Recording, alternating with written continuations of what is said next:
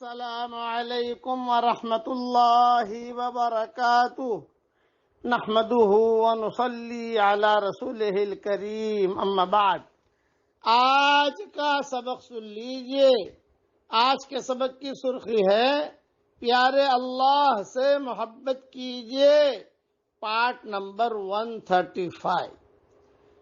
ایک قصہ عرض کرتا ہوں۔ مکہ مکرمہ میں حضرت عبید ابن عمیر جو مشہور تابعی گزرے ہیں، اللہ تعالیٰ نے ان کو بڑا تقویٰ عطا فرمایا تھا۔ ان کی مجلس میں مشہور صحابی حضرت عبداللہ ابن عمر بھی بیٹھا کرتے تھے اور ان کے دل پر اثر کرنے والی گفتگو سے پھوٹ پھوٹ کر روتے تھے۔ مکہ مکرمہ میں ایک جوان عورت شادی شدہ تھی۔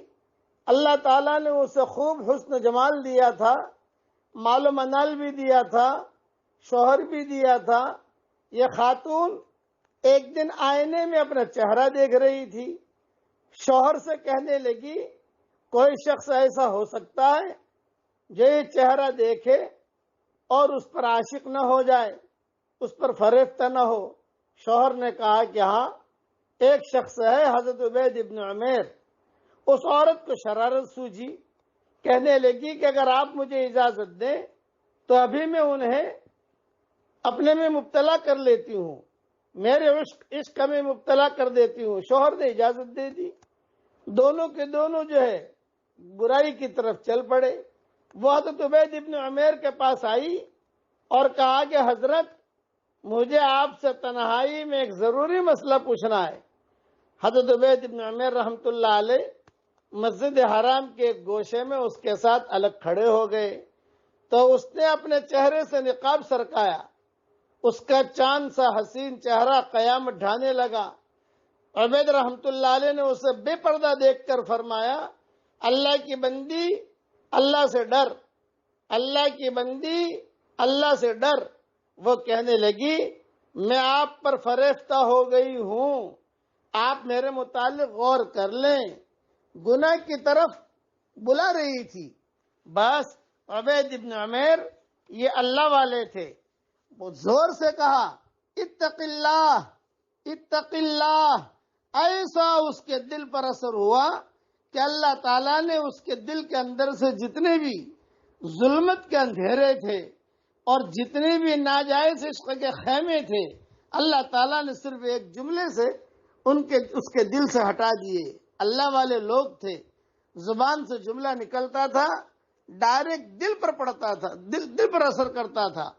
اور قرآن کی آیتیں پڑھی، یا ایھا الذین آمنوا اتقوا اللہ، یا ایھا الذین آمنوا اذکروا اللہ کثیرا، یا ایھا الذین آمنوا، آیتیں پڑھی۔ کتابوں میں لکھا ہے کہ قرآن جب دل سے نکلتا ہے دل تک پہنچتا ہے۔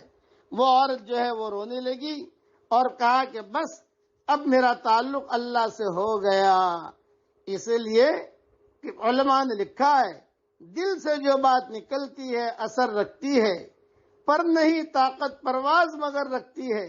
جب وہ گھر لوٹی تو حالت یہ تھی کہ دنیاوی لذتیں اسے بے حقیقت معلوم ہونے لگی، ساری رغبتیں آخرت کے ساتھ خاص ہو گئی۔ پہلے اس کی ہر رات شب زفاف ہوا کرتی تھی، مگر اب ہر رات شب عبادت بن گئی۔ کسی نے کیا خوب کہا ہے، فکر دنیا کر کے دیکھا، فکر عقبہ کر کے دیکھ، فکر دنیا کر کے دیکھا، فکر عقبہ کر کے دیکھ، سب کو اپنا کر کے دیکھا، رب کو اپنا کر کے دیکھ، سب کو اپنا کر کے دیکھا، رب کو اپنا کر کے دیکھ۔ اب پڑھ لیجئے میرے ساتھ، ربی جعلنی مقیم الصلاۃ ومن ذریتی ربنا وتقبل دعا۔ یہ ابراہیم علیہ السلام کی دعا ہے۔ جو یہ دعا پڑھتا رہے گا، امید ہے کہ اس کی نسلوں کو اللہ تعالیٰ نمازی بنائے گا۔ اللہ تعالیٰ ہم سب کی قیامت تک کے آنے والی نسلوں کو نمازی بنائے اور بے نمازی بننے سے اللہ حفاظت فرمائے۔ آمین۔ وآخر دعوانا ان الحمد للہ رب العالمین۔